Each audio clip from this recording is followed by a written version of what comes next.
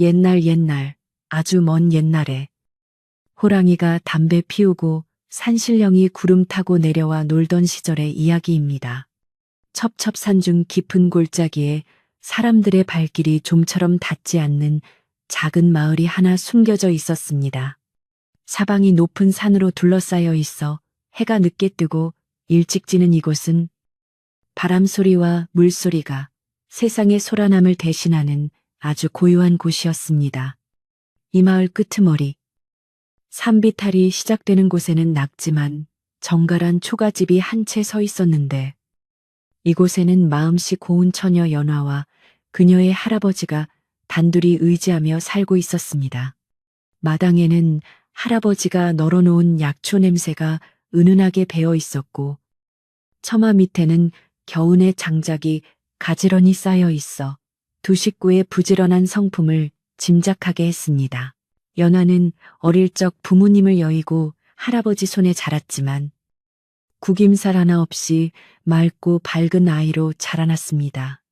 그녀는 해가 뜨면 산에 올라가 약초를 캐고 나무를 뜯었으며 해가 지면 호롱불 아래서 바느질을 하거나 할아버지의 말동무가 되어드렸습니다. 마을 사람들은 그런 연화를 보며 산속에 피어난 한 송이 연꽃 같다며 칭찬을 아끼지 않았습니다. 할아버지는 젊은 시절 의원 밑에서 일을 거들며 어깨 너머로 의술을 조금 익힌 덕분에 마을 사람들이 배탈이 나거나 다리를 다치면 약초를 지식여 붙여주곤 했습니다. 비록 넉넉지 않은 살림이었지만 두 사람은 서로를 끔찍이 아끼며 남부러울 것 없는 평화로운 나날을 보내고 있었습니다. 산짐승들이 울타리 너머를 기웃거려도 그저 웃으며 넘길 만큼 여유롭고 따뜻한 삶이었습니다. 그러던 어느 늦가을, 유난히 스산한 바람이 불어오던 날이었습니다. 아침부터 하늘빛이 심상치 않더니 오후가 되자 먹물을 풀어놓은 듯 검은 구름이 산봉우리를 휘감기 시작했습니다. 연화는 마당에 널어놓은 도라지와 더덕을 서둘러 거두어 들이며 하늘을 올려다보았습니다. 공기 중에는 습기를 머금은 흙냄새가 진동했고 멀리서 들려오는 천둥 소리는 마치 거대한 짐승이 으르렁거리는 듯 했습니다. 할아버지는 방 안에서 문창호지를 점검하며 다가올 비바람에 대비하고 계셨습니다. 연화가 마지막 소쿠리를 대청마루에 올려놓자마자 굵은 빗방울이 후두둑 떨어지기 시작했습니다. 나뭇잎들이 바람에 몸을 뒤채며 요란한 소리를 내었고 평화롭던 산골 마을은 순식간에 긴장감에 휩싸였습니다. 밤이 깊어지자 빗줄기는 더욱 거세져 장대비가 되어 퍼부었습니다. 처마 끝에서 떨어지는 낙수 물소리가 어찌나 큰지 방 안에서 서로 말하는 소리조차 잘 들리지 않을 지경이었습니다. 바람은 문풍지를 거칠게 흔들어대며 마치 누군가가 문을 열라고 아우성치는 것만 같았습니다. 연화는 불안한 마음에 할아버지 곁으로 바짝 다가앉아 이불자락을 꼭 쥐었습니다. 할아버지는 그런 손녀의 손을 따뜻하게 감싸주며 걱정 말라고 다독여 주셨지만 할아버지의 눈빛에도 깊은 근심이 서려 있었습니다. 산골의 밤은 원래 깊고 어둡지만 비바람이 몰아치는 밤은 그 어둠의 무게가 몇 배는 더 무겁게 느껴지는 법입니다.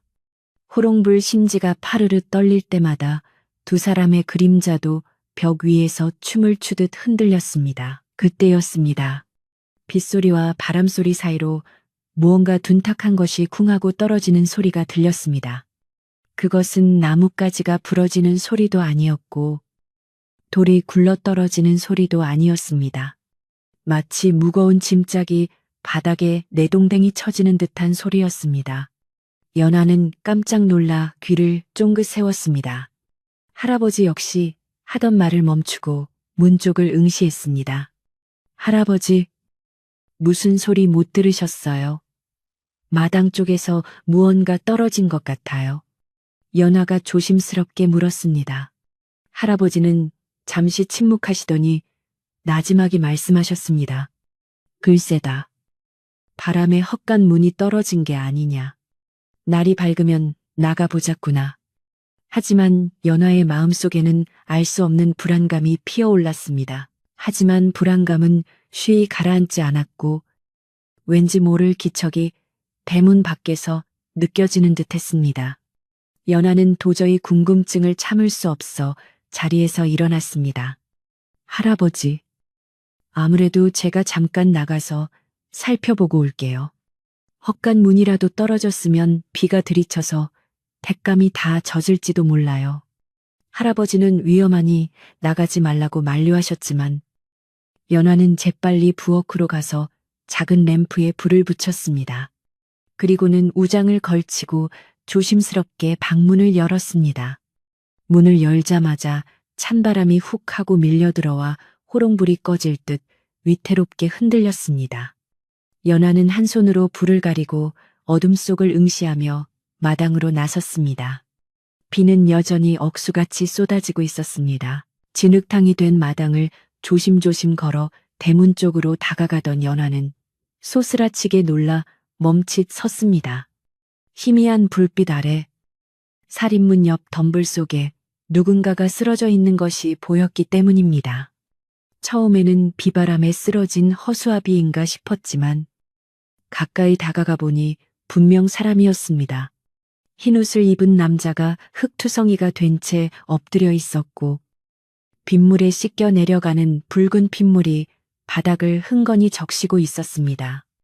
연화는 떨리는 손으로 등불을 더 가까이 비추어 보았습니다. 남자의 등에는 날카로운 화살 하나가 깊숙이 박혀 있었습니다. 연화는 비명을 지르려다 입을 틀어막았습니다. 산적에게 쫓기거나 관아에서 쫓기는 죄인이 아닐까 하는 두려움이 엄습했기 때문입니다. 그러나 눈앞에서 죽어가는 사람을 모른 척할 수는 없었습니다. 연화는 급히 방 쪽을 향해 소리쳤습니다. 할아버지, 할아버지, 얼른 나와보세요. 사람이 쓰러져 있어요. 피를 많이 흘리고 있어요. 연화의 다급한 외침에 할아버지가 불편한 다리를 이끌고 황급히 마루로 나오셨습니다. 비바람을 뚫고 나온 할아버지는 쓰러진 남자의 상태를 살피시더니 혀를 차셨습니다. 이런, 화살을 맞았구나. 상처가 깊어 보이니 이대로 두면 목숨이 위태롭겠다. 얼른 방으로 옮겨야 한다. 두 사람은 힘을 합쳐 남자를 일으켜 세우려 했지만 축 늘어진 장정의 몸은 천근만근 무거웠습니다. 비에 젖은 옷은 미끄러웠고 발밑은 진흙탕이라 몇 번이나 넘어질 뻔했습니다. 가까스로 남자를 방으로 옮긴 두 사람은 젖은 옷을 벗기고 상처를 살폈습니다. 방 안에 따뜻한 온기가 돌자 남자의 창백한 얼굴이 드러났습니다. 흙과 피로 얼룩져 있었지만 한눈에 보아도 예사롭지 않은 기품이 느껴지는 얼굴이었습니다. 오뚝한 콧날과 짙은 눈썹, 그리고 굳게 담은 입술은 고통 속에서도 흐트러지지 않는 강인함을 보여주고 있었습니다. 하지만 감탄하고 있을 겨를이 없었습니다. 등 뒤에 박힌 화살 주변은 검붉게 변해 있었고 남자의 숨소리는 점점 거칠어지고 있었습니다. 할아버지는 심각한 표정으로 화살을 들여다보았습니다. 화살깃을 보니 보통 사냥꾼들이 쓰는 것이 아니구나. 아주 정교하게 만들어진 것이야.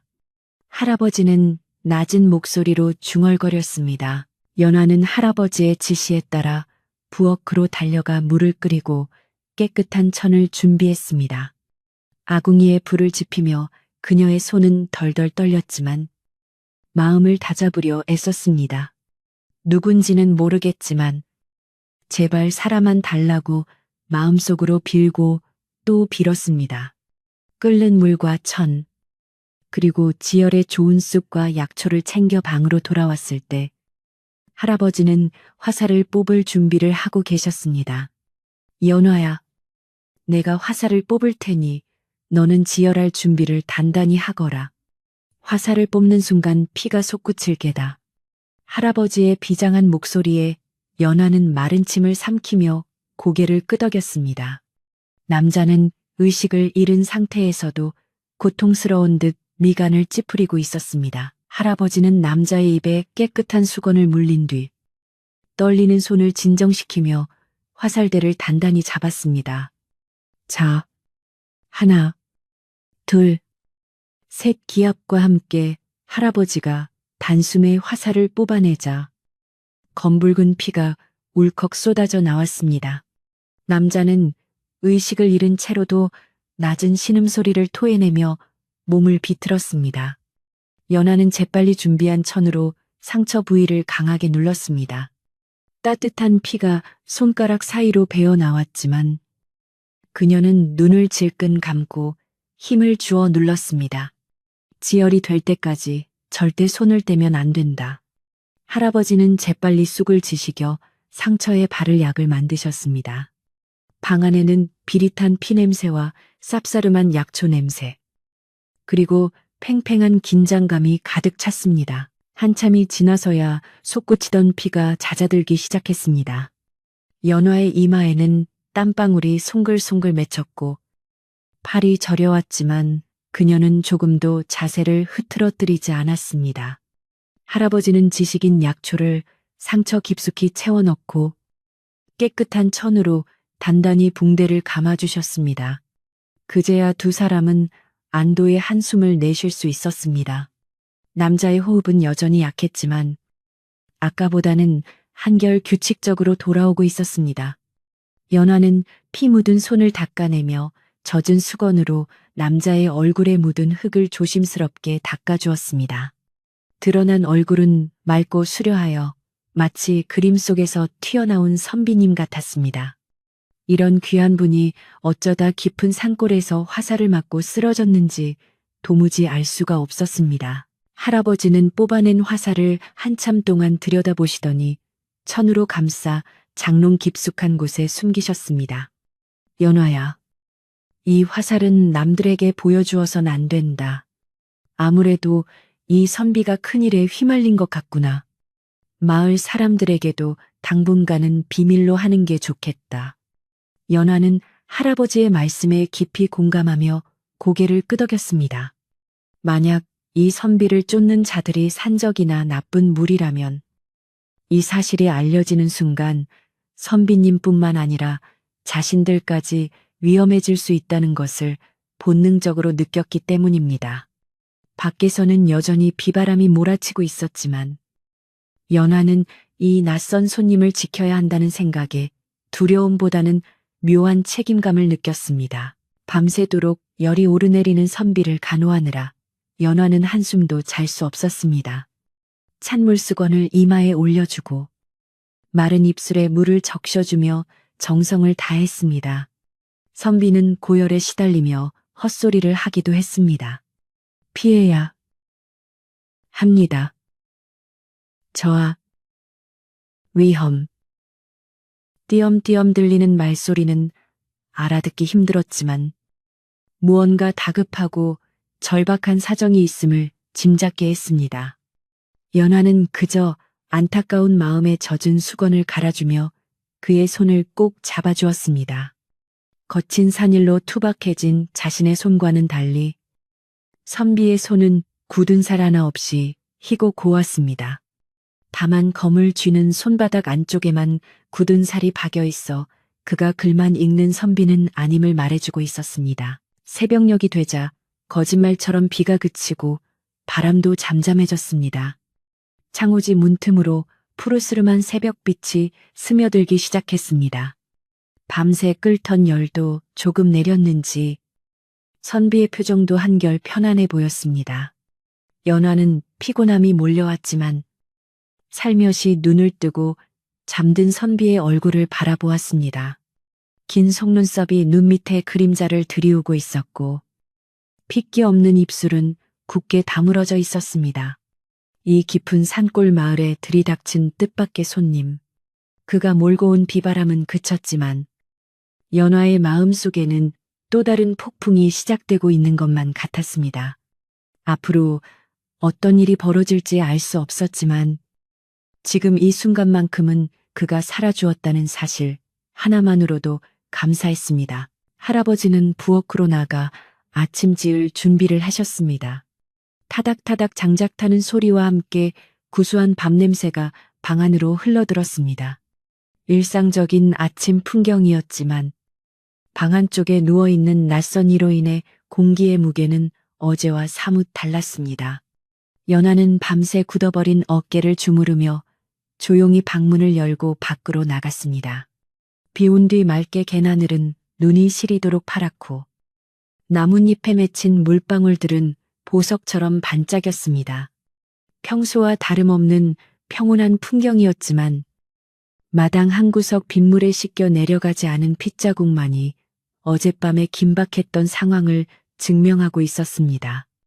연하는 얼른 빗자루를 들고 나가 그 흔적을 깨끗이 쓸어버렸습니다. 마당을 쓸고 들어오니 방 안에서 기척이 느껴졌습니다.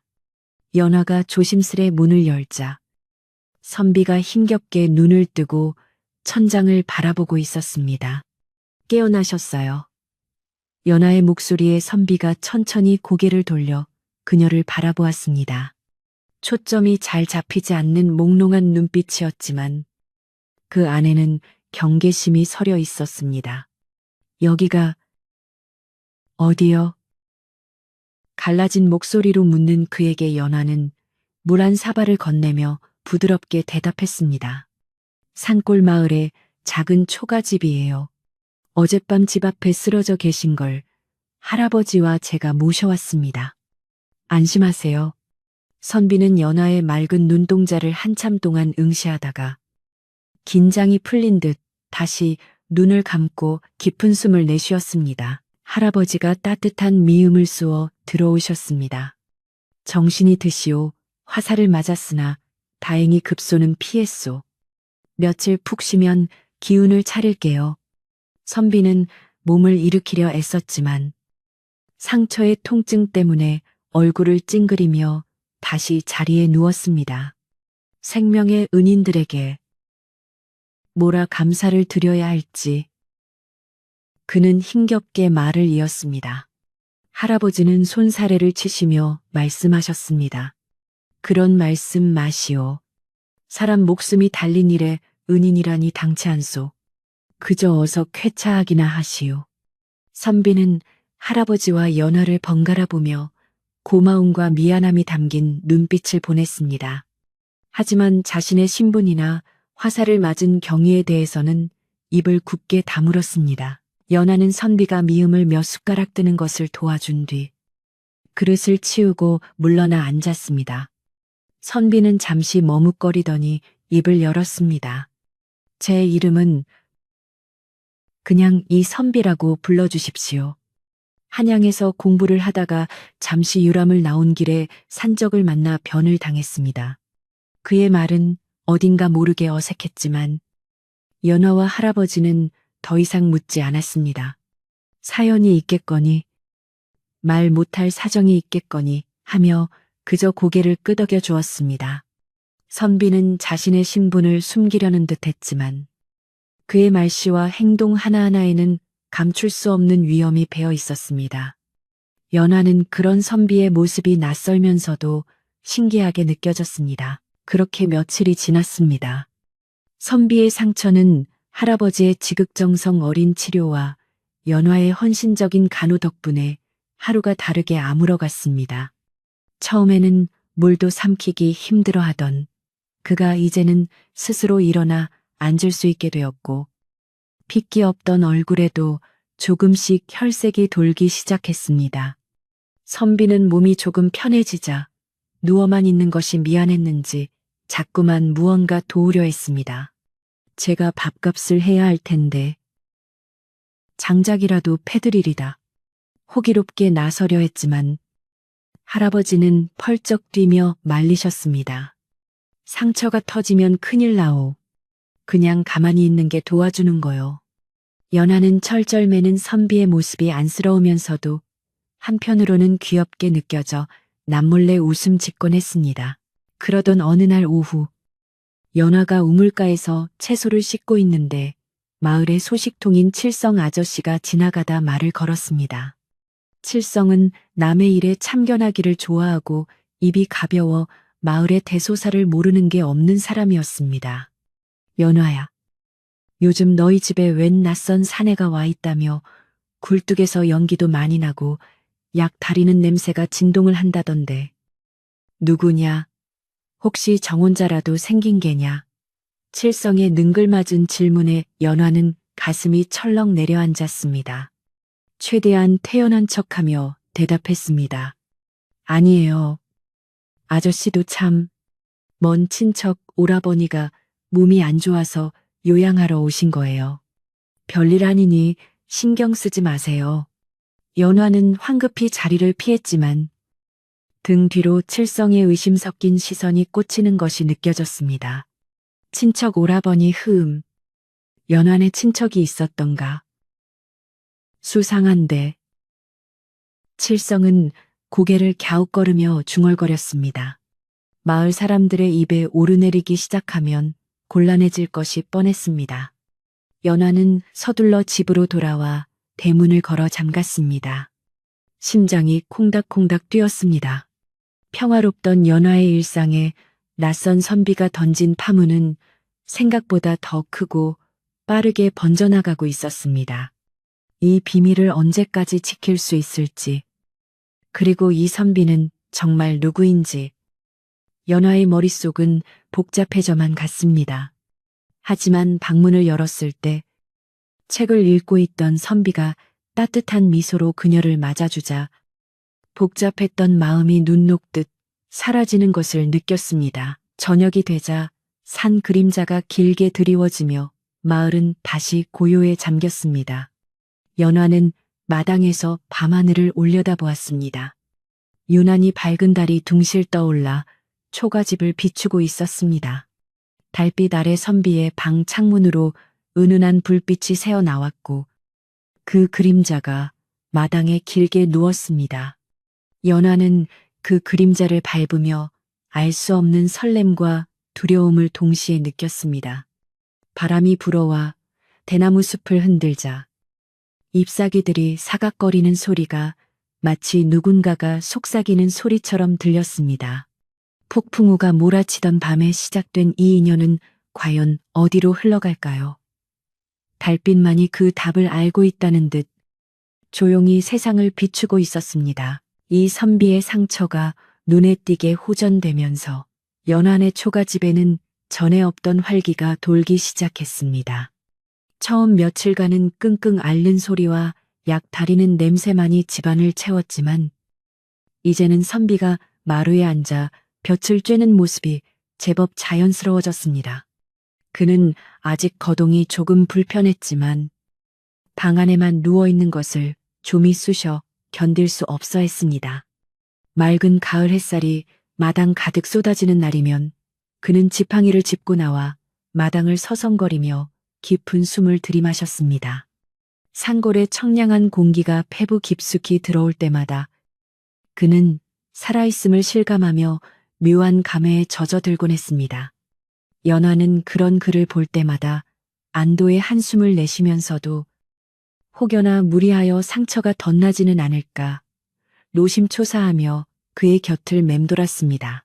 어느 날 아침 선비는 자신을 돌보느라 고생하는 연화와 할아버지에게 보답하고 싶은 마음에 빗자루를 들고 마당으로 나섰습니다. 그는 호기롭게 낙엽을 쓸기 시작했지만 평생 붓만 잡고 살아온 그의 손은 빗자루 하나 다루는 것조차 서툴기 그지 없었습니다. 빗자루질을 할 때마다 낙엽이 모이기는커녕 오히려 사방으로 흩날리기 일쑤였고 흙먼지만 잔뜩 일으켜 기침을 해대기 십상이었습니다. 부엌에서 아침을 준비하다 이 광경을 목격한 연화는 터져나오는 웃음을 참느라 입을 가려야 했습니다. 세상 물정 모르고 고고하기만 할 것 같던 선비가 빗자루와 씨름하며 쩔쩔매는 모습은 영락없는 철부지 도련님 같아 보였기 때문입니다.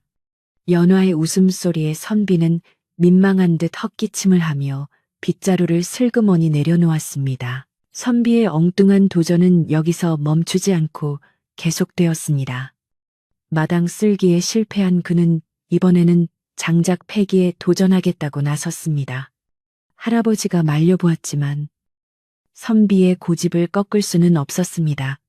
그는 자신만만하게 도끼를 집어들고 굵은 통나무 앞에 섰습니다. 기압을 넣고 도끼를 내리쳤지만 도끼는 통나무를 빗나가 땅바닥에 처박히거나 나무 표면에 살짝 흠집만 낼 뿐이었습니다. 몇 번의 헛스윙 끝에 겨우 도끼가 나무에 박혔지만 이번에는 도끼가 빠지지 않아 낑낑대는 신세가 되었습니다. 얼굴이 불그락푸르락해지며 진땀을 빼는 선비의 모습에 결국 할아버지가 나서서 도끼를 빼내주어야 했습니다. 선비님, 이런 일은 힘으로 하는 게 아니라 요령이 필요한 법입니다. 할아버지는 껄껄 웃으며 시범을 보이셨고 선비는 머쓱한 표정으로 뒷머리를 극적였습니다. 이러한 소소한 소동들은 연환의 집에 웃음꽃을 피우게 했지만 선비의 마음 한구석에는 여전히 무거운 돌덩이가 얹혀 있는 듯 했습니다. 그는 밤이 되면 잠을 이루지 못하고 마루에 나와 하염없이 달을 쳐다보곤 했습니다. 그의 시선은 언제나 북쪽 한양을 향해 있었고 그 눈빛에는 그리움과 걱정, 그리고 알 수 없는 분노가 서려 있었습니다. 연화는 가끔 잠결에 깨어 마루에 앉아 있는 그의 쓸쓸한 뒷모습을 보며 그가 짊어진 짐이 얼마나 무거운 것인지 짐작만 할 뿐이었습니다. 무슨 사연인지 묻고 싶었지만 그의 침묵이 너무나 깊고 단단하여 차마 입을 뗄 수가 없었습니다. 그저 따뜻한 차 한 잔을 조용히 내밀며 그의 곁을 지키는 것이 연화가 할 수 있는 전부였습니다. 한편 마을에서는 연환의 집에 대한 소문이 조금씩 피어오르고 있었습니다. 발단은 역시나 마을의 소식통인 칠성이었습니다. 칠성은 며칠 전 연화에게서 들은 친척 오라버니라는 말이 영 석연치 않았습니다. 그는 호기심을 참지 못하고 연환의 집 주변을 어슬렁거리기 시작했습니다. 담장 너머로 흘끗거리며 집안의 동태를 살피던 칠성의 눈에 마루에 앉아 책을 읽고 있는 선비의 모습이 포착되었습니다. 낡았지만 기품이 흐르는 옷차림과 꼿꼿한 자세, 그리고 무엇보다 산골 사람 같지 않은 하얀 얼굴은 칠성의 의심에 불을 지폈습니다. 저게 어딜 봐서 병 요양운 친척이야. 딱 봐도 양반댁 자제 같은데. 혹시 무슨 사고를 치고 숨어든 건 아닐까? 칠성의 머릿속에서는 온갖 상상의 나래가 펼쳐지기 시작했습니다. 칠성은 이 흥미로운 발견을 혼자만 알고 있을 위인이 아니었습니다. 그는 곧장 마을 사람들이 가장 많이 모이는 빨래터로 향했습니다. 아낙네들이 방망이질을 하며 수다를 떨고 있는 틈을 비집고 들어간 칠성은 잔뜩 목소리를 깔고 말을 꺼냈습니다. 이보게들, 내 말 좀 들어봐. 연환의 집에 와 있다는 그 친척 말이야. 내가 오늘 봤는데 영 수상해. 아낙네들의 방망이질 소리가 뚝 그치고 시선이 칠성에게 쏠렸습니다. 신이 난 칠성은 침을 튀겨가며 말을 이었습니다. 얼굴이 기생 오라비처럼 멀끔한 게 아무리 봐도 일할 놈은 아니더라고. 게다가 하루 종일 방구석에만 처박혀 있다가 밤에만 잠깐 나온다지 뭐야. 이건 분명 관아에서 쫓기는 죄인이거나 뭔가 구린 구석이 있는 놈이 틀림없어. 아낙네들 사이에서는 금세 웅성거림이 일어났습니다. 어머, 정말 연화 할아버지가 그럴 뿐이 아닌데. 아니야. 요즘 세상이 워낙 흉흉하니까 혹시 모르지. 산적대가 설친다는 소문도 있잖아. 그래도 연화가 얼마나 착한 아이인데 나쁜 사람을 숨겨주겠어. 사정이 있겠지. 사람들의 반응은 반반으로 갈렸지만 칠성이 던진 의심의 씨앗은 이미 싹을 틔우기 시작했습니다. 어떤 이들은 걱정스러운 마음에, 또 어떤 이들은 단순한 호기심에 연환의 집 쪽을 힐끔거리기 시작했습니다. 칠성은 자신의 이야기가 먹혀들자 으스대며 덧붙였습니다. 두고 보라니까. 내가 조만간 그놈의 정체를 밝혀내고 말 테니 혹시 현상금이라도 걸린 놈이면 이게 웬 떡이냐. 마을에 떠도는 흉흉한 소문은 바람을 타고 연화의 귀에도 들어갔습니다. 우물가에서 물을 쐈던 연화에게 평소 친하게 지내던 옆집 아주머니가 조심스럽게 물어왔기 때문입니다. 연화야, 너희 집에 있는 손님 말이다. 혹시 관아에서 찾는 사람은 아니지? 칠성이가 이상한 소문을 내고 다니길래 걱정이 돼서 그래. 아주머니의 말에 연화의 심장은 쿵 하고 내려앉았습니다. 그녀는 애써 태연한 척하며 손사래를 쳤습니다. 아유, 아주머니도 참, 칠성 아저씨가 또 헛소문을 퍼뜨리셨네요. 그냥 몸이 약해서 요양 온 먼 친척이라니까요. 곧 떠나실 거예요. 연화는 서둘러 물동이를 이고 집으로 돌아왔지만 등 뒤가 서늘해지는 것을 느꼈습니다. 비밀을 지키는 일이 점점 더 어려워지고 있음을 직감했습니다. 집에 돌아온 연화는 할아버지에게 마을의 분위기를 전했습니다. 할아버지의 표정은 굳어졌습니다. 칠성이가 기어이 일을 만드는구나. 그 녀석 입이 가벼운 줄은 알았지만 이렇게 없는 말까지 지어낼 줄은 몰랐다. 할아버지는 곰방대를 두드리며 깊은 한숨을 내쉬었습니다. 선비님이 다 나을 때까지만이라도 조용히 지나갔으면 했는데 아무래도 조심해야겠다. 당분간 선비님은 바깥 출입을 삼가시라고 일러야겠어. 할아버지와 연하는 마주 앉아 대책을 논의했지만 뾰족한 수가 떠오르지 않았습니다. 이미 엎질러진 물처럼 소문은 마을 전체로 퍼져나가고 있었고 사람들의 호기심은 쉽게 사그라들지 않을 것 같았습니다. 방 안에서 책을 읽던 선비도 밖에서 들리는 두 사람의 심각한 대화 소리를 들었습니다. 그는 책을 덮고 깊은 생각에 잠겼습니다. 자신의 존재가 생명의 은인들에게 폐를 끼치고 있다는 사실이 그를 괴롭혔습니다. 그는 조용히 방문을 열고 마루로 나갔습니다. 어르신, 그리고 낭자, 제가 아무래도 이곳을 떠나야 할 것 같습니다. 선비의 갑작스러운 말에 연화와 할아버지는 깜짝 놀라 그를 쳐다보았습니다. 아직 몸도 성취하는데 어디를 가신단 말이오. 절대 안 될 말이오. 할아버지가 단호하게 만류했습니다. 하지만 선비의 표정은 비장했습니다. 저 때문에 두 분까지 곤란한 지경에 빠지게 할 수는 없습니다. 더 이상 지체했다가는 마을 전체에 화가 미칠지도 모릅니다. 할아버지는 선비의 손을 꼭 잡으며 간곡히 말씀하셨습니다. 선비님, 지금 나가면 산짐승 밥이 되거나 쫓는 자들에게 잡히기 십상이요. 우리 마을 사람들은 호기심은 많아도 심성은 착한 사람들이요. 칠성이 녀석이 떠드는 거야 한두 번도 아니고 며칠 지나면 잠잠해질게요. 그러니 몸이 완쾌될 때까지는 꼼짝 말고 계시오. 내 목숨을 걸고서라도 선비님을 지킬 테니. 할아버지의 진심 어린 눈빛에 선비는 눈시울이 붉어졌습니다. 피 한 방울 섞이지 않은 남남인데도 자신을 위해 위험을 감수하려는 두 사람의 마음에 가슴이 먹먹해졌습니다. 그는 떠나겠다는 말을 거두고 고개를 숙여 감사를 표했습니다. 어르신 말씀대로 하겠습니다. 이 은혜는 죽어서도 잊지 않겠습니다. 그날 이후 연환의 집은 묘한 긴장감에 휩싸였습니다. 대문은 항상 굳게 닫혀 있었고 연화도 필요한 일이 아니면 외출을 삼갔습니다. 선비는 방 안에서 숨을 죽인 채 지냈지만 칠성의 집요함은 멈추지 않았습니다. 칠성은 밤마다 연환의 집 담장 밑을 서성이며 엿듣기를 시도했습니다.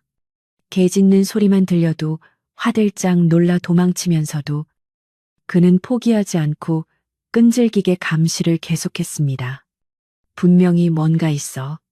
저 안에서 무슨 역모를 꾸미는 걸지도 몰라. 칠성의 망상은 점점 더 구체적이고 위험한 방향으로 흘러가고 있었습니다. 그는 급기야 읍내에 있는 관아에 가서 신고를 해야 하나 고민하기 시작했습니다. 어느 날 저녁, 연화는 칠성이 담장 너머로 머리를 들이밀고 있는 것을 발견했습니다. 거기 누구세요?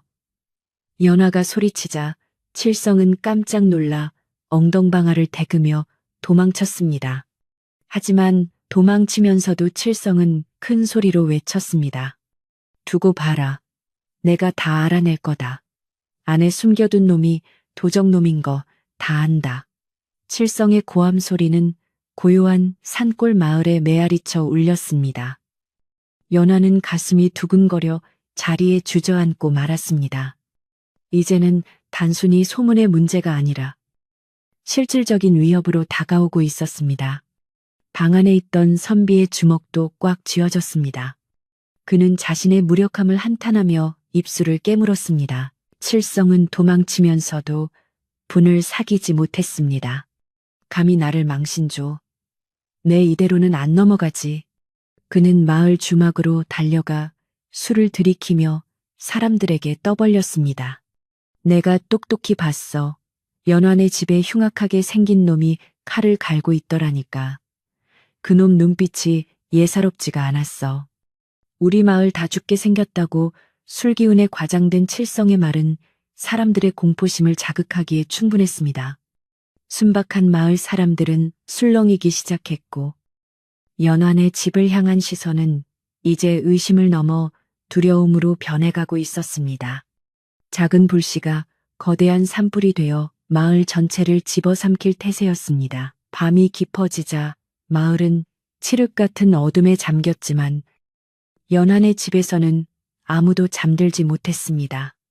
할아버지는 마루 끝에 앉아 곰방대만 태우셨고 연환은 방 안에서 바느질을 했지만 손에 잡히지 않았습니다.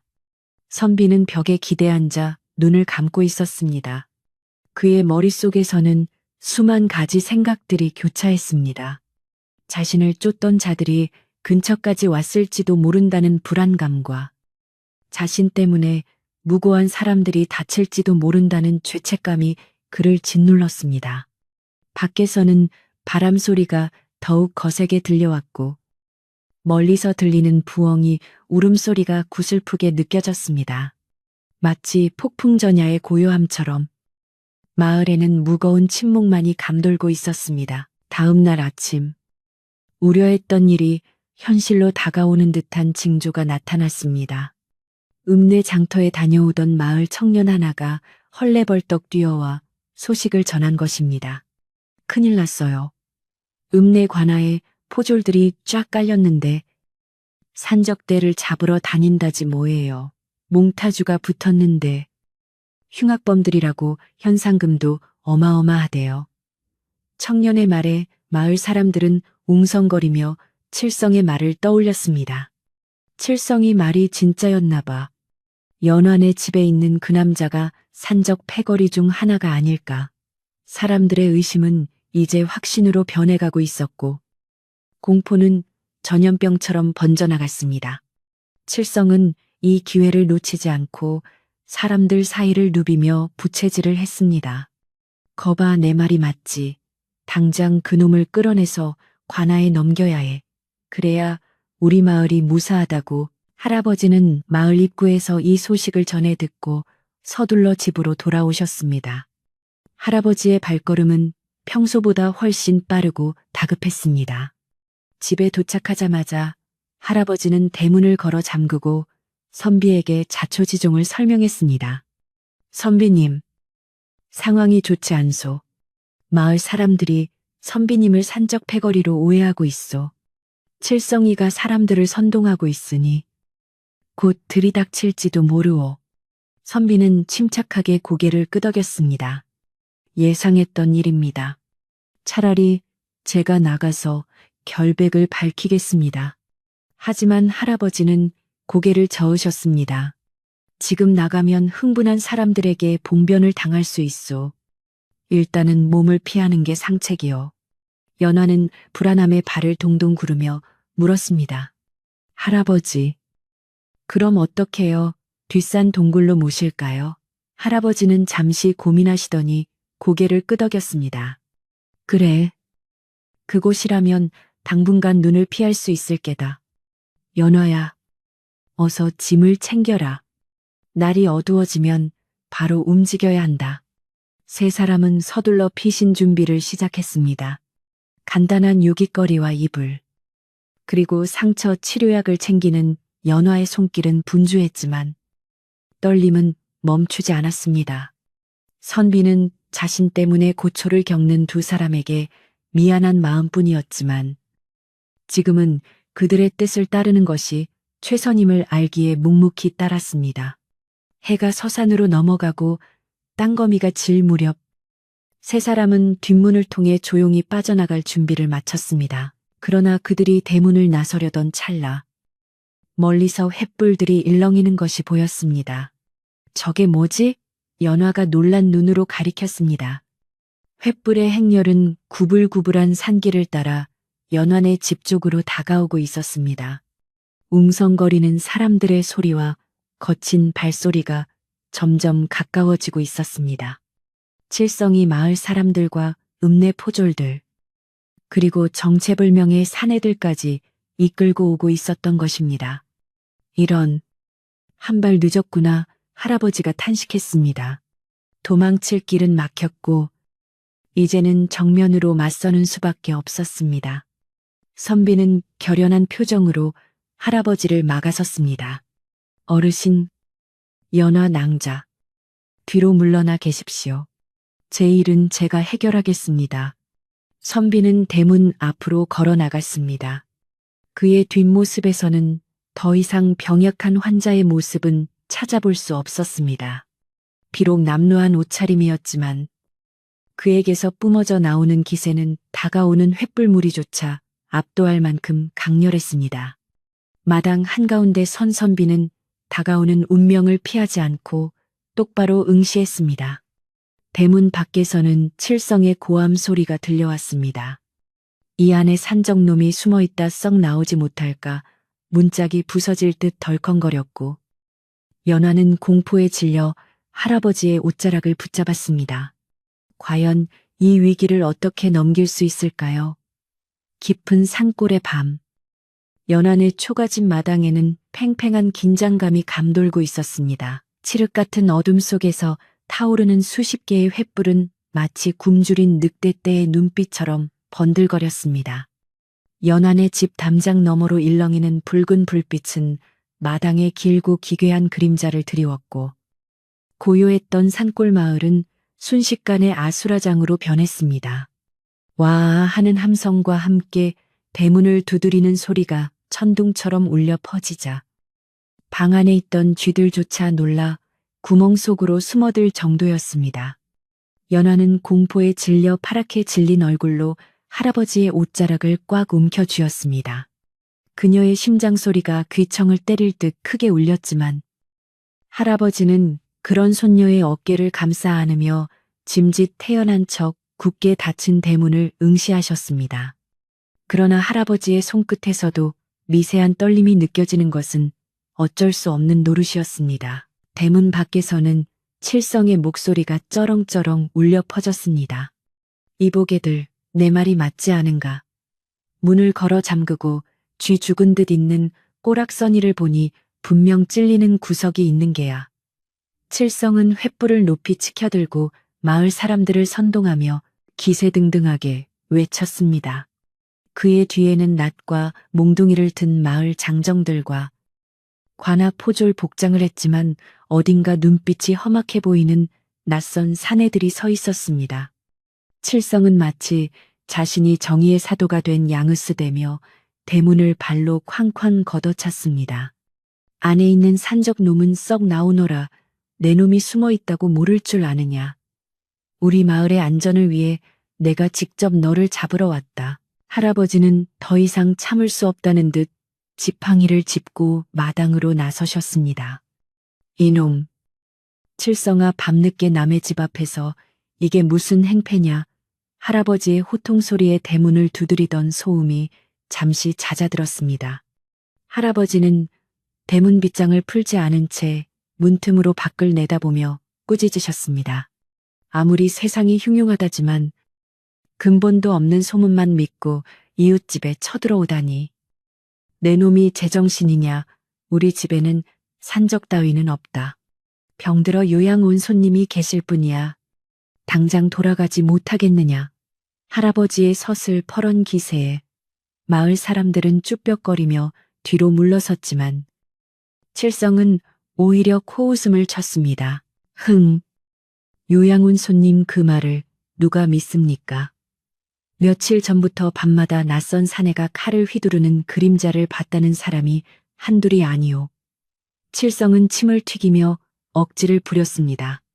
그리고 여기 계신 나으리들이 말씀하시길 최근에 관아를 습격하고 도망친 흉악범이 이쪽으로 숨어들었다고 하셨소. 상처를 입었다고 하니 딱 맞아떨어지지 않소. 어르신이 노망이 나서 산적 놈을 감싸고 도는 모양인데 우리는 절대 못 물러갑니다. 칠성의 말에 뒤에 서 있던 낯선 사내들이 험악한 표정으로 고개를 끄덕이며 위협적인 분위기를 조성했습니다. 그들의 허리춤에는 시퍼런 칼이 매달려 있었고 눈빛에는 살기가 가득했습니다. 방 안에서 이 모든 상황을 지켜보고 있던 선비. 이 씨는 미간을 찌푸렸습니다. 그는 문틈으로 칠성 뒤에 서 있는 사내들을 유심히 관찰했습니다. 그들은 포졸 복장을 하고 있었지만 관아의 정식 포졸들이 아니었습니다. 그들이 쥐고 있는 검의 모양새나 서 있는 자세는 훈련받은 살수들의 그것과 흡사했습니다. 놈들이 여기까지 쫓아왔구나. 관아의 포졸로 위장하다니. 생각보다 치밀한 놈들이야. 선비는 주먹을 불끈 쥐었습니다. 자신의 정체가 발각되는 것은 시간 문제였고 이대로 있다가는 자신뿐만 아니라 죄 없는 연화와 할아버지까지 위험해질 것이 분명했습니다. 그는 깊은 한숨을 내쉬며 결단을 내려야 할 때가 왔음을 직감했습니다. 선비는 조용히 자리에서 일어나 옷매무새를 다듬었습니다. 비록 낡은 옷이었지만 그가 일어나는 동작 하나하나에는 범접할 수 없는 기품이 흘렀습니다. 그는 방 한구석에 놓아두었던 자신의 검을 집어들었습니다. 아직 상처가 완전히 아물지 않아 검의 무게가 묵직하게 느껴졌지만 그는 이를 악물고 검을 허리에 찼습니다. 그리고는 연화가 있는 쪽을 바라보았습니다. 두려움에 떨고 있는 연화의 눈망울과 마주치자 선비의 눈빛이 부드럽게 변했습니다. 낭자, 너무 걱정하지 마시오. 내 목숨을 걸고 두 분을 지킬 것이오. 그의 낮은 목소리에는 흔들림 없는 확신이 담겨 있어 연화는 알 수 없는 믿음을 느꼈습니다. 그때 대문 밖에서 낯선 사내 중 우두머리로 보이는 자가 앞으로 나섰습니다. 그는 거친 목소리로 소리쳤습니다. 노인장, 좋은 말로 할 때 문을 여시오. 우리는 관아에서 나온 사람들이오. 범인을 은닉하면 당신도 같은 죄로 다스릴 것이오. 그의 목소리는 차갑고 매서웠습니다. 할아버지는 주눅 들지 않고 맞받아쳤습니다. 관아에서 나왔다면 신분패를 보여주시오. 내 눈으로 확인하기 전에는 한 발짝도 들여놓을 수 없소. 할아버지의 강경한 태도의 사내는 인상을 구기며 칼자루에 손을 올렸습니다. 이 늙은이가 죽고 싶어 환장을 했나 여봐라. 당장 대문을 부수고 들어가라. 우두머리의 명령이 떨어지자마자 뒤에 있던 졸개들이 달려들어 대문을 마구잡이로 부수기 시작했습니다. 쾅쾅 거친 소리와 함께 낡은 살인문이 비명을 질렀습니다. 마을 사람들은 상황이 심상치 않게 돌아가자 겁을 먹고 뒤로 물러섰지만 칠성만은 신이 나서 덩실덩실 춤이라도 출 기세였습니다. 그래 어서 부숴버려 저 안에 있는 놈을 끌어내야 해. 연화는 비명을 지르며 마루로 뛰쳐나갔고 할아버지는 지팡이를 휘두르며 저항하려 했지만 역부족이었습니다. 이놈들아, 그만두지 못하겠느냐. 할아버지의 외침은 흉포한 폭력 앞에서 무력하게 흩어질 뿐이었습니다. 마침내 우지끈하는 소리와 함께 대문이 떨어져 나갔고 횃불을 든 무리들이 마당으로 쏟아져 들어왔습니다. 좁은 마당은 순식간에 사람들로 가득 찼고 매캐한 연기와 살벌한 기운이 집안을 휘감았습니다. 칠성은 의기양양하게 앞장서며 소리쳤습니다. 자, 샅샅이 뒤져라. 쥐새끼 한 마리도 놓치지 마라. 낯선 사내들은 신발도 벗지 않은 채 마루로 뛰어올라 방문을 걷어찼습니다. 연화는 공포에 질려 마당 한 구석에 주저앉았고 할아버지는 사내들의 앞을 막아서다 밀려 넘어져 흙바닥에 나뒹굴었습니다. 할아버지 연화가 울부짖으며 할아버지에게 달려갔습니다. 바로 그 순간 방문이 활짝 열리며 한 사내가 모습을 드러냈습니다. 횃불의 불빛을 등지고선 그는 마치 거대한 산처럼 웅장해 보였습니다. 멈추어라. 선비의 목소리는 크지 않았지만 좌중을 압도하는 힘이 실려 있어 마당에 있던 모든 사람들의 동작을 멈추게 했습니다. 소란스럽던 마당은 찬물을 끼얹은 듯 일순간 정적에 휩싸였습니다. 선비는 천천히 마루 끝으로 걸어 나왔습니다. 그의 눈빛은 횃불보다 더 뜨겁게 타오르고 있었고 서슬퍼런 기세는 낯선 사내들을 주춤하게 만들었습니다. 칠성은 멍하니 입을 벌린 채 선비를 바라보았습니다. 병약해 보이던 그 남자가 맞나 싶을 정도로 낯선 모습이었습니다. 선비는 넘어진 할아버지와 울고 있는 연화를 바라보며 가슴이 찢어지는 듯한 아픔을 느꼈습니다. 자신을 살려준 은인들이 자신 때문에 이런 수모를 겪고 있다는 사실에 분노가 치밀어 올랐습니다. 그는 천천히 고개를 돌려 마당에 난입한 사내들을 노려보았습니다. 내 놈들은 관아의 포졸이 아니구나. 어찌 감히 양민의 집에 난입하여 행패를 부리는가. 선비의 호통에 우두머리 사내가 비릿한 웃음을 흘리며 앞으로 나섰습니다. 제법 눈치가 빠르군. 그래, 우리는 내 놈의 목을 가지러 왔다. 순순히 따라오면 이 늙은이와 계집은 살려주마. 우두머리의 말에 마을 사람들은 웅성거리기 시작했습니다. 뭐야, 관아 사람이 아니라고 목을 가지러 왔다니. 저게 무슨 소리야. 사람들은 그제야 무언가 잘못되었다는 것을 깨닫고 공포에 떨기 시작했습니다. 칠성 또한 얼굴이 사색이 되어 뒷걸음질 쳤습니다. 자신이 데려온 사람들이 진짜 광군이 아니라 살수들이라는 것을 눈치챈 것입니다. 이게 아닌데. 칠성은 당황하여 어쩔 줄 몰라 했습니다. 상황은 걷잡을 수 없이 험악해졌고 이제는 단순한 오해가 아니라 목숨을 건 싸움판이 벌어질 판이었습니다.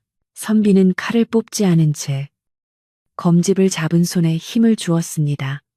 내 목을 원한다면 직접 와서 가져가라. 허나 이 집 식구들에게 손끝 하나라도 된다면 내 너희들을 살려보내지 않을 것이다. 그의 목소리는 낮게 깔렸지만 그 안에 담긴 살기는 주변의 공기를 얼어붙게 만들었습니다. 살수들은 선비의 기세에 눌려 섣불리 덤비지 못하고 서로 눈치만 살폈습니다.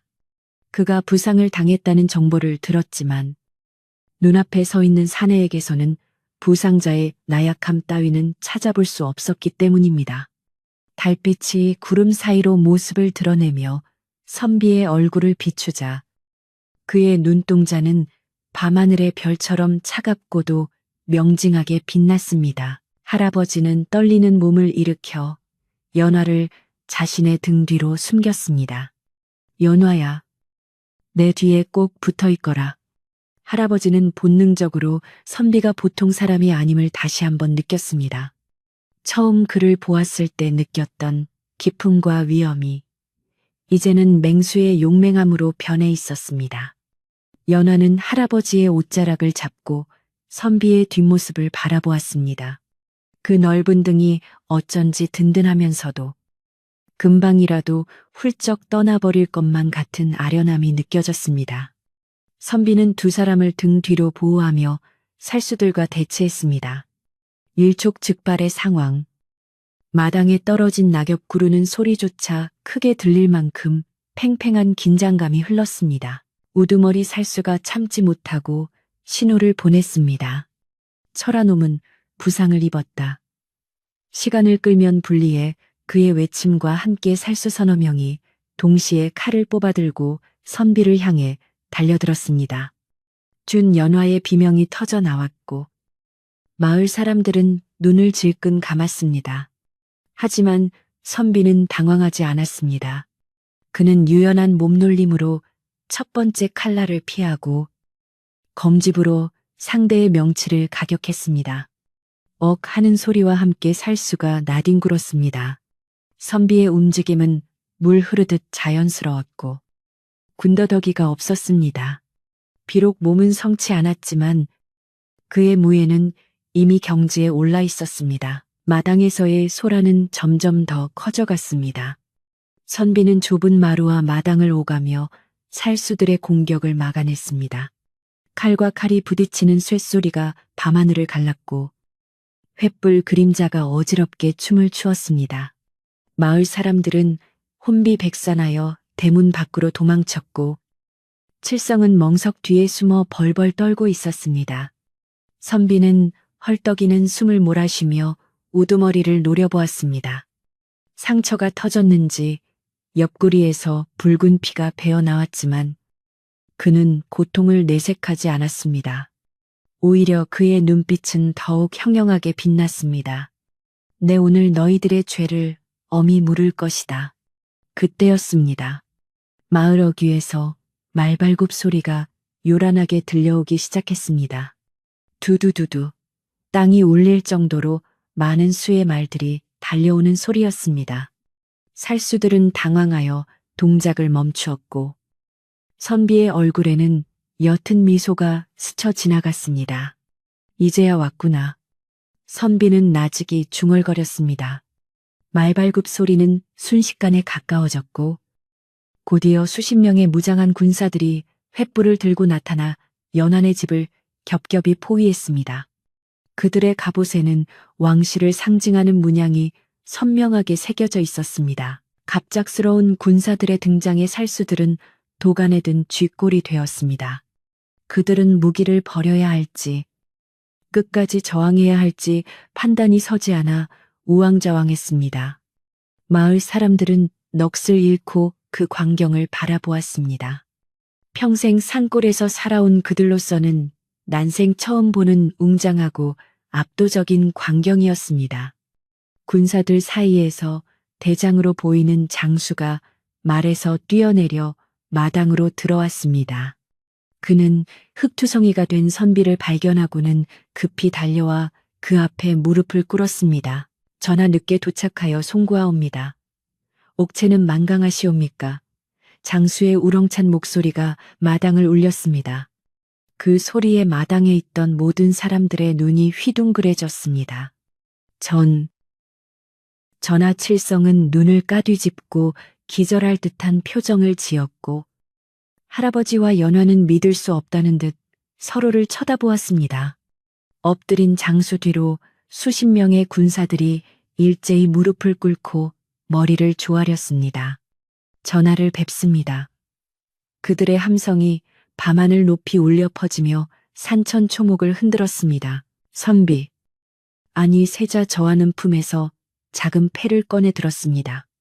달빛을 받아 번쩍이는 그것은 바로 왕의 권위를 상징하는 마패였습니다. 그는 더 이상 쫓기는 도망자도 병약한 선비도 아니었습니다. 만백성의 어버이가 될 존귀한 분, 바로 조선의 세자였습니다. 그는 위엄 있는 목소리로 살수들을 향해 명령했습니다. 역적의 무리들을 당장 포박하라. 군사들이 일제히 칼을 뽑아들고 살수들을 덮쳤습니다. 반전의 순간 연화는 다리에 힘이 풀려 주저앉고 말았습니다. 달빛 아래 드러난 그의 진짜 모습은 너무나 눈부시고 멀게만 느껴졌습니다. 마당을 가득 채웠던 살기는 순식간에 경외감과 공포로 뒤바뀌었습니다. 전하를 뵙습니다라는 장수의 우렁찬 외침이 메아리치자 마당에 있던 모든 사람들은 감전된 듯 제자리에 얼어붙었습니다. 조금 전까지 선비를 향해 칼을 겨누었던 살수들은 사색이 되어 무기를 떨어뜨렸고 칠성과 마을 사람들은 다리가 풀려 털썩 주저앉았습니다.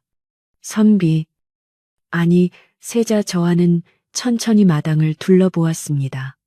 그의 눈빛은 더 이상 산골마을의 병약한 선비가 아닌 만백성을 굽어 살피는 군주의 위엄으로 가득 차 있었습니다. 달빛이 그의 어깨 위로 내려앉아 마치 은빛 갑옷을 입은 듯 빛났고 그 압도적인 기운에 풀벌레 소리조차 잦아들었습니다. 호위무사들은 전광석화와 같은 움직임으로 살수들을 제압했습니다. 네, 이놈들 감히 국본 곧번을 해하려 하다니. 그 죄를 능지처참으로 다스릴 것이다. 호위대장의 불호령과 함께 살수들은 굴비 엮이듯 포박당해 무릎이 꿇렸습니다. 그들은 자신들이 쫓던 자가 단순히 중요한 인물이 아니라 차기 지존이 될 세자 저하라는 사실을 뒤늦게 깨닫고 절망적인 표정을 지었습니다. 영모의 가담한 대가는 멸문지화 뿐임을 그들 스스로가 너무나 잘 알고 있었기 때문입니다. 마당 한 구석에서 이 광경을 지켜보던 연화는 입을 다물지 못했습니다. 자신이 밤새 물수건을 갈아주고 미음을 먹여주었던 그분이 바로 하늘과 같은 분이라니 도무지 실감이 나지 않았습니다. 세자 저하는 포박된 살수들을 차갑게 내려다보며 명했습니다. 이들을 당장 의금부로 압송하여 배후를 철저히 밝혀내라. 내 기필코 이 뒤에 숨은 검은 그림자를 찾아내어 뿌리를 뽑을 것이다. 그의 목소리에는 서리빨 같은 결기가 서려 있어 듣는 이들의 오금을 저리게 만들었습니다. 호위무사들은 명 받잡겠습니다라고 복창하며 살수들을 끌고 나갔습니다. 소란의 원흉들이 사라지자 마당에는 다시금 정적이 찾아왔지만 이 정적은 아까와는 전혀 다른 종류의 무거움을 안고 있었습니다. 마을 사람들은 고개를 바닥에 처박은 채 감히 숨소리조차 크게 내지 못하고 벌벌 떨고 있었습니다. 자칫하면 불경죄로 목이 달아날 수도 있다는 공포가 그들을 짓눌렀습니다. 그때 멍석 뒤에 숨어있던 칠성이 호위무사에게 발각되어 질질 끌려 나왔습니다. 이놈은 무엇이냐? 수상한 낌새를 보이니 함께 잡아갈까요? 무사의 말에 칠성은 자지러지듯 비명을 지르며 땅바닥에 머리를 두섰습니다. 아이고, 저나 죽을 죄를 지었습니다. 소인은 그저 마을을 지키려고 했을 뿐 전하인 줄은 꿈에도 몰랐습니다요. 제발 목숨만은 살려주십시오. 칠성은 눈물 콧물을 범벅하며 애원했습니다. 그의 꼴은 말이 아니었지만 아무도 그를 비웃을 수 없었습니다. 칠성의 무지가 곧 마을 사람들의 무지였고 그가 저지른 실수가 곧 자신들의 실수였기 때문입니다. 세자 저하는 미간을 찌푸리며 칠성을 내려다보았습니다. 네가 바로 헛소문을 퍼뜨리고 관군을 사칭한 자들을 끌어들인 자로구나. 세자의 낮은 목소리가 칠성의 정수리에 꽂혔습니다. 내 어리석은 의심과 가벼운 입놀림이 죄 없는 이들을 위험에 빠뜨리고 하마터면 큰 화를 부를 뻔하였다.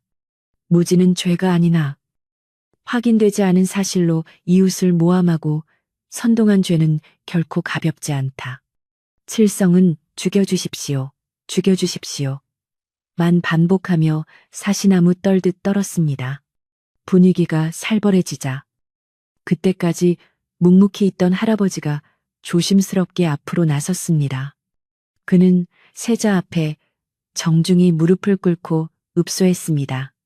전하, 아뢰옵기 황공하오나 저 녀석은 심성이 악한 것이 아니라 그저 모자라고 겁이 많아 그리한 것입니다. 너그러운 아량으로 용서해 주시옵소서. 세자는 할아버지를 보자 표정을 풀고 부드러운 눈빛을 보냈습니다. 어르신, 일어나십시오. 제 생명의 은인이신 분께 이런 절을 받을 수는 없습니다. 세자는 직접 할아버지를 일으켜 세우며 칠성을 향해 다시 말했습니다. 어르신의 간곡한 청이 있으니 내 이번만은 너를 용서하겠다. 허나 앞으로 또다시 헛소문으로 마을의 화합을 깨뜨린다면 그때는 국법으로 엄히 다스릴 것이니 명심하거라. 칠성은 감격하여 바닥에 머리를 쾅쾅 긋으며 감사를 표했습니다. 성은이 망극하옵니다. 평생 죽은 듯이 살며 은혜를 갚겠습니다. 마을 사람들도 그제야 안도의 한숨을 내쉬며 가슴을 쓸어내렸습니다. 세자의 덕망 높은 처사에 마을 전체가 감복하는 순간이었습니다. 소동이 일단락되자 세자는 마을 사람들을 향해 섰습니다. 모두들 놀라게 하여 미안하오. 나는 조정의 부패와 백성들의 고단한 삶을 직접 눈으로 확인하고자 신분을 숨기고 암행을 나온 것이었소. 그러다 뜻하지 않게 역당들의 습격을 받아 이곳까지 오게 되었고 본의 아니게 여러분에게 심려를 끼쳤소. 세자의 진심 어린 사과와 설명에 마을 사람들은 고개를 들고 그를 우러러 보았습니다. 구중궁궐 깊은 곳에 계실 줄만 알았던 세자 저하가 자신들과 같은 눈높이에서 말을 건네고 있다는 사실이 꿈만 같았습니다. 두려움은 사라지고 그 자리에는 존경심과 자부심이 차오르기 시작했습니다. 우리 마을이 세자 저하를 구했다는 사실은 이제 두려움이 아닌 영광이 되었습니다. 세자는 호위대장에게 명하여 마을 입구와 주변을 철저히 경계하도록 하고 놀란 마을 사람들을 집으로 돌려보냈습니다. 오늘은 밤이 늦었으니 모두 돌아가 편히 쉬시오. 내일 날이 밝는 대로 정식으로 인사를 나누겠소. 마을 사람들은 연신 허리를 숙여 인사를 하며 물러갔습니다. 칠성도 비틀거리는 다리로 부축을 받으며 사라졌습니다. 북적거리던 마당이 비로소 한산해지자 세자는 비로소 긴장이 풀린 듯 깊은 숨을 내쉬었습니다. 호위무사들은 마당 외곽으로 물러나 보초를 섰고 부서진 대문 앞에는 임시로 횃불이 밝혀졌습니다. 폭풍이 휩쓸고 간 자리에 다시금 산골의 고요함이 찾아왔습니다. 세자는 연화에게 다가가 부드럽게 말을 건넸습니다. 낭자, 많이 놀랐을 것이오. 미안하오. 연화는 어쩔 줄 몰라 하며 고개를 푹 숙였습니다. 전하. 소녀는 아무것도 모르고 함부로 대하였으니 죽을 죄를 지었습니다. 연화의 떨리는 목소리에 세자는 빙그레 웃으며 고개를 저었습니다. 그게 무슨 말이오? 낭자가 아니었다면 나는 지금 이 세상 사람이 아니었을 것이오. 나에게 낭자는 세자가 아닌 그저 죽어가던 한선비를 살려준 생명의 은인일 뿐이오. 그러니 예전처럼 편하게 대해 주시오. 세자의 따뜻한 말에 연화는 조심스레 고개를 들어 그를 바라보았습니다. 흑투성이 얼굴에 피곤이 묻어 있었지만 그의 눈빛은 여전히 다정했습니다. 할아버지는 헛기침을 하며 분위기를 수습했습니다. 아무리 그렇다 하여도 군신의 예가 있는 법입니다. 누추한 곳이지만 안으로 드시지요. 밤이슬이 찹니다. 세자는 할아버지의 안내를 받아 다시 방으로 들어갔습니다. 좁고 허름한 방이었지만 세자에게는 궁궐의 그 어떤 화려한 전각보다도 편안하고 안전하게 느껴졌습니다. 호위대장은 문 밖에서 경계를 섰고 방 안에는 다시 세 사람만이 마주 앉게 되었습니다. 불과 몇 시간 전과는 전혀 다른 공기가 흘렀지만 호롱불 아래 비친 세 사람의 그림자는 여전히 따뜻했습니다. 세자는 자신의 신분을 밝히고 나서야 비로소 마음의 짐을 덜어놓은 듯 했습니다. 연화는 부엌으로 나가 차를 끓였습니다. 아궁이에 불을 지피며 그녀는 쿵쾅거리는 가슴을 진정시키려 애썼습니다. 세자 저하라니. 내가 세자 저하의 상처를 꿰매고 밥을 지어드렸다니. 생각할수록 아찔하고 신기한 일이었습니다. 솥에서 물이 끓는 소리가 들려오자 그녀는 비로소 일상의 감각을 되찾았습니다. 찻잔을 챙기는 그녀의 손길은 여전히 떨렸지만 정성만은 그 어느 때보다 가득했습니다. 귀한 손님에게 대접할 것이라고는 텃밭에서 키운 둥굴레차뿐이었지만 지금 이 순간에는 그 어떤 산해진미보다 귀한 차가 될 터였습니다. 방 안에서 세자는 할아버지에게 그간의 사정을 털어놓았습니다. 조정에는 나의 개혁을 반대하는 세력들이 있어. 그들이 내가 궁을 비운 틈을 타 자객을 보낸 것이오. 하지만 이번 일로 그들의 꼬리를 잡았으니 오히려 전하위복이 될 것이오. 세자의 표정은 비장했지만 할아버지는 덤덤하게 고개를 끄덕이셨습니다. 나라실은 잘 모르옵니다만 전하께서 무사하신 것만으로도 천만다행입니다.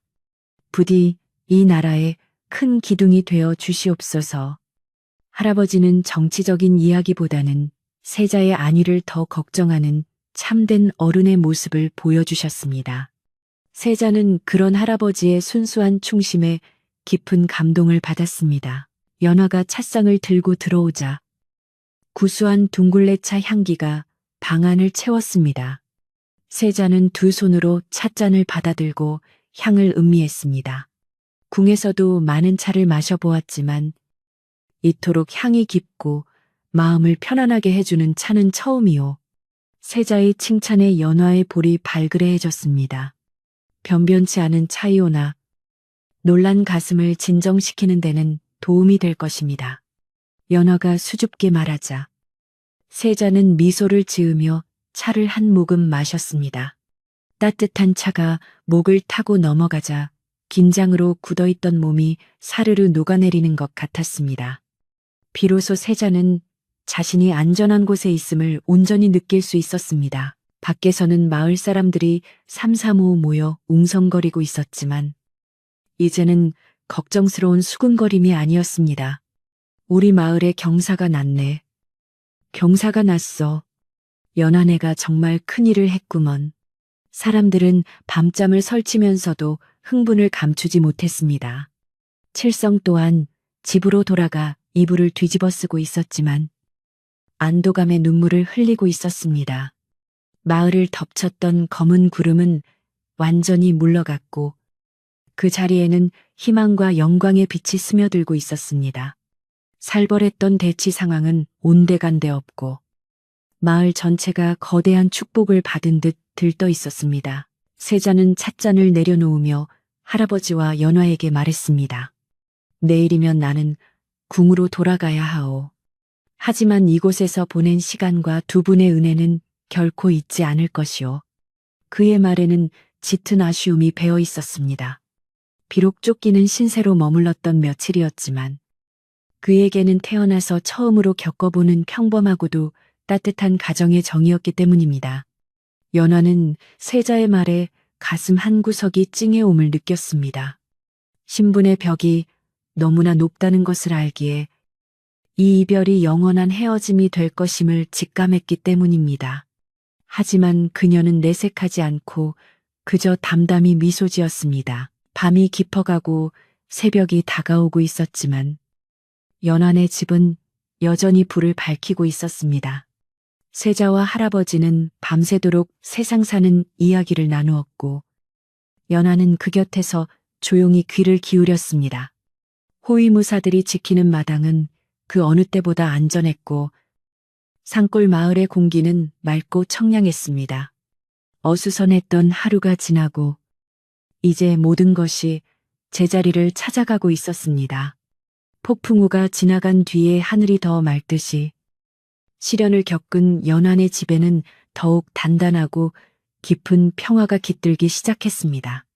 그렇게 산골 마을의 특별한 밤은 조용히 깊어가고 있었습니다. 찬란한 아침 햇살이 산봉우리 너머로 솟아오르며 간밤의 어둠과 소란을 말끔히 걷어내기 시작했습니다. 새벽 안개가 자욱하게 깔린 마을은 마치 신선히 사는 세상처럼 신비로워 보였고 나뭇잎에 맺힌 이슬 방울은 아침 햇살을 받아 영롱한 보석처럼 반짝였습니다. 밤새 연한의 집을 둘러싸고 있던 살벌한 기운은 온데간데 없고 이제 그 자리에는 평온하고도 엄숙한 공기만이 감돌고 있었습니다. 숲속의 새들도 지저귀며 아침을 깨웠고 마을의 굴뚝마다 밥 짓는 연기가 모락모락 피어올라 평화로운 산골 마을의 일상이 다시 시작되었음을 알렸습니다. 하지만 그 평범한 풍경 속에서도 연안의 집 앞을 지키고 선 호위무사들의 위풍당당한 모습은 지난밤의 일이 꿈이 아니었음을 증명하고 있었습니다. 연안은 그 어느 때보다 정성을 다해 아침상을 준비했습니다. 비록 궁궐의 수라상에 비할 바는 못 되겠지만 산에서 갓 뜯은 나물과 텃밭에서 기른 채소로 만든 소박한 밥상에는 그녀의 진심이 가득 담겨 있었습니다. 가마솥에서 갓 지어낸 하얀 쌀밥에서는 구수한 김이 피어올랐고 뚝배기에서 보글보글 끓는 된장찌개는 깊고 구수한 냄새로 방안을 채웠습니다. 연화는 정갈하게 담은 반찬들을 소반에 올리며 이것이 세자 저하께 올리는 마지막 식사가 될 것이라는 생각에 가슴 한구석이 아릿해져 옴을 느꼈습니다. 부엌 아궁이의 타닥거리는 불소리조차 이별을 아쉬워하는 듯 구슬프게 들려왔습니다. 세자는 단정하게 의관을 정제하고 마루에 앉아 연화가 올린 아침상을 받았습니다. 그는 수저를 들기 전 연화와 할아버지를 향해 따뜻한 미소를 지어 보였습니다. 궁에서 산의 진미를 매일 먹지만 지난 며칠간 이곳에서 먹은 음식만큼 내 입맛을 돋우고 마음을 따뜻하게 한 것은 없었소. 낭자의 정성이 깃든 이 밥맛을 평생 잊지 못할 것이오. 세자의 칭찬에 연화는 부끄러움에 고개를 숙였지만 입가에는 옅은 미소가 번졌습니다. 세자는 찌개를 한 숟가락 떠먹으며 고개를 끄덕였습니다. 투박하지만 깊은 맛이 우러나는 산골의 음식은 그의 지친 몸과 마음을 위로해주는 최고의 보약이었습니다. 식사를 마친 세자는 마당으로 내려왔습니다. 떠날 채비가 끝난 호위무사들이 도열해 있었고 소식을 들은 마을 사람들이 하나둘씩 연안의 집 앞으로 모여들었습니다. 사람들의 표정에는 호기심보다는 경외심과 송구스러움이 가득했습니다. 어젯밤 횃불을 들고 고함을 치던 험악한 모습은 사라지고 모두가 죄인이라도 된 듯 고개를 조아리고 있었습니다. 칠성은 마을 사람들 맨 뒤에 숨어 눈만 끔벅거리며 안절부절 못하고 있었습니다. 세자는 그런 마을 사람들을 둘러보며 온화한 목소리로 입을 열었습니다. 모두 고개를 드시오. 내 비록 잠시 험한 꼴을 보였으나 여러분의 순박한 마음을 의심하지는 않소. 세자는 할아버지와 연화 앞으로 다가가 두 사람의 손을 꼭 잡았습니다. 그의 눈빛에는 말로 다 할 수 없는 감사가 담겨 있었습니다.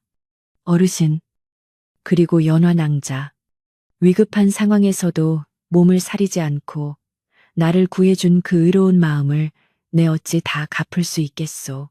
내 궁으로 돌아가면 반드시 큰 상을 내려 두 분의 노고를 치하하리다. 세자의 말에 주변에 있던 신하들이 고개를 끄덕이며 기록을 하려 했습니다. 마을 사람들은 이제 연안에는 팔자를 고쳤구나 하며 부러움 섞인 탄성을 자아냈습니다. 하지만 할아버지는 정중하게 허리를 숙이며 손사래를 치셨습니다. 전하, 당치 않사옵니다. 병들고 다친 이를 치료하는 것은 의술을 조금이라도 아는 자의 마땅한 도리일 뿐 대가를 바라고 한 일이 아닙니다. 또한 백성이 임금을 지키는 것 역시 당연한 이치이거늘 어찌 상을 바라겠사옵니까? 그저 전하께서 무탈하게 환궁하시어 성군이 되어주시는 것. 그것 하나면 저희는 더 바랄 것이 없사옵니다. 할아버지의 대쪽 같은 거절에 좌중은 숙연해졌습니다. 세자는 잠시 말을 잇지 못하다가 깊이 감동한 표정으로 고개를 끄덕였습니다. 참으로 훌륭하십니다.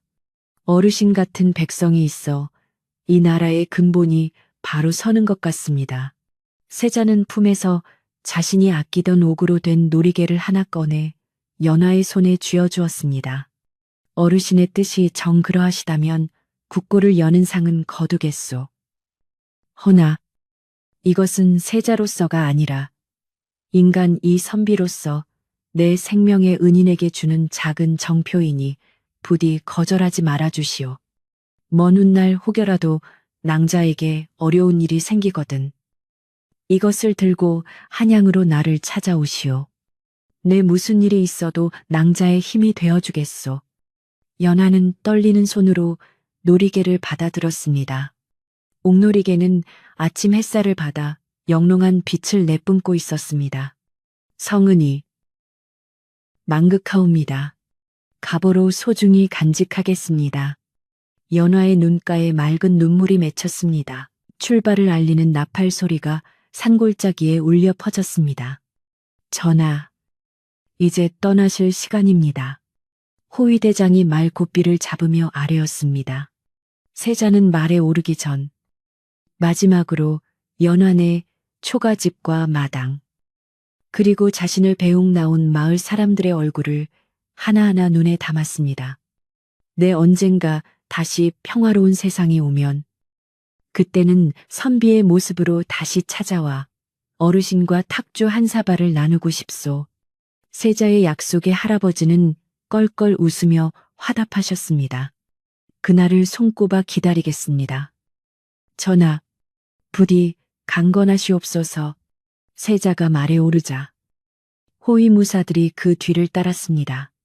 긴 행렬이 마을 어귀를 돌아나가는 모습은 장관이었습니다. 깃발이 바람에 펄럭이고 말발굽 소리가 땅을 울리며 산골 마을에 전설 같은 이야기를 남기고 그들은 떠나갔습니다. 연하와 할아버지 그리고 마을 사람들은 행렬이 보이지 않을 때까지 손을 흔들며 배웅했습니다. 먼지가 가라앉고 말발굽 소리가 희미해질 때까지 연하는 까치발을 들고 먼 길을 바라보았습니다. 마치 꿈을 꾸고 난 듯 가슴 한구석이 텅 빈 것 같으면서도 동시에 벅차오르는 감동이 밀려왔습니다. 세자가 떠나고 난 뒤 마을은 다시 예전의 고요함을 되찾았습니다. 하지만 분위기는 사뭇 달라져 있었습니다. 마을 사람들은 누가 먼저랄 것도 없이 연안의 집으로 몰려와 부서진 대문을 고치기 시작했습니다. 아이고, 우리가 큰 실수를 했지.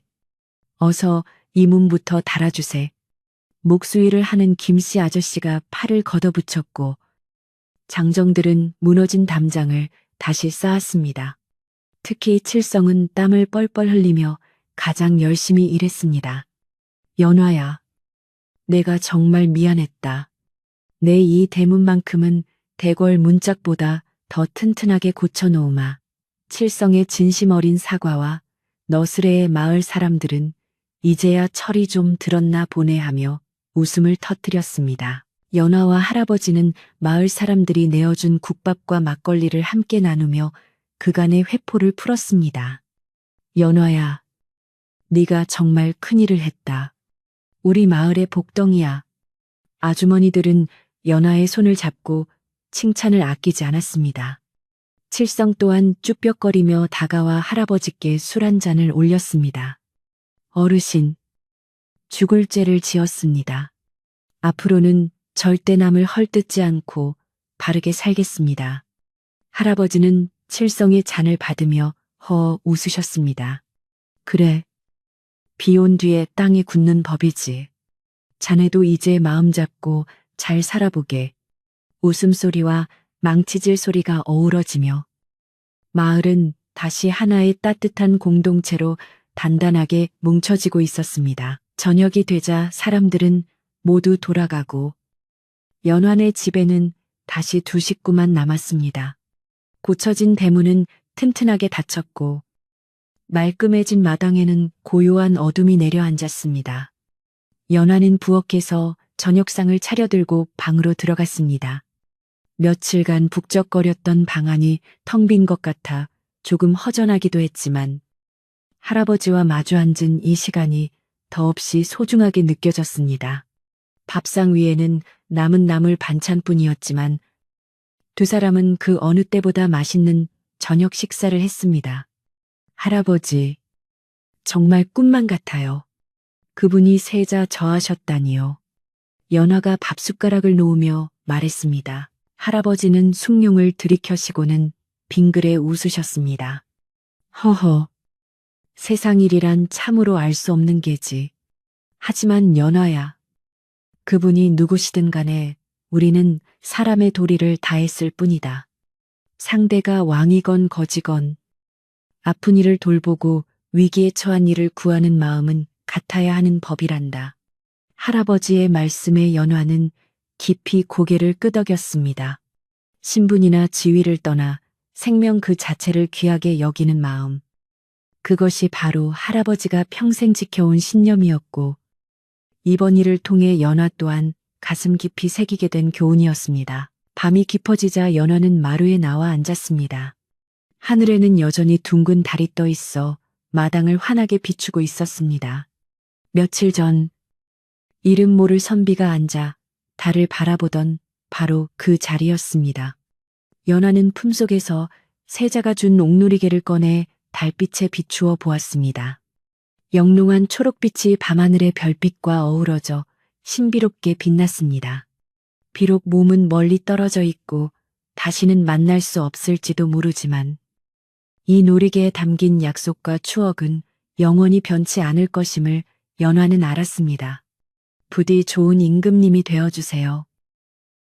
연화는 달님에게 조용히 소원을 빌었습니다. 바람이 대나무 숲을 스치며 사각거리는 소리를 내었고 풀벌레들은 자장가처럼 고요하게 울어댔습니다.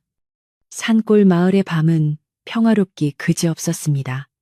격동의 시간은 지나갔고 연한의 집은 다시금 세상의 소란함과는 거리가 먼 아늑하고 따뜻한 보금자리로 돌아왔습니다. 할아버지의 코 고는 소리가 방 안에서 들려오자 연화도 미소를 지으며 방으로 들어갔습니다. 따뜻한 아랫목에 누워 이불을 덮으니 노곤함이 밀려오며 스르르 눈이 감겼습니다. 오늘 밤은 그 어느 때보다 달콤하고 깊은 잠을 잘 수 있을 것 같았습니다. 먼 훗날 이 산골 마을에는 왕이 머물다간 집에 대한 전설이 전해 내려오게 되었답니다. 사람들은 그 집을 왕을 구한 집이라 불렀고 그곳에 사는 착한 처녀와 지혜로운 노인의 이야기는 오랫동안 사람들의 입에서 입으로 전해졌습니다. 세자는 훗날 왕위에 올라 백성들을 사랑하는 성군이 되었고 가끔 밤하늘의 달을 보며 그 산골 마을의 따뜻했던 밥상과 정을 떠올리곤 했답니다. 착한 마음씨가 결국 복을 불러온다는 옛 이야기처럼 여러분의 마음속에도 오늘 밤 따뜻한 달빛이 가득 채워지기를 바랍니다. 자, 이제 이야기 보따리를 묶을 시간입니다. 산골 마을의 바람소리와 함께 그리고 연화의 따뜻한 마음을 느끼며 여러분도 편안한 꿈 꾸시길 바랍니다.